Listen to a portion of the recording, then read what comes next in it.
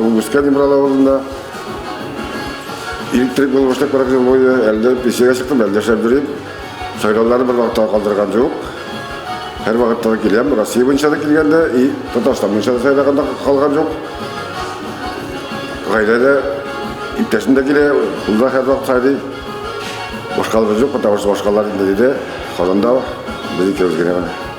Мақсат сол бір келейін де, яқшылық ешерге тыныштық қабылдалауы болсын. Bizler şol tanıştık mısın?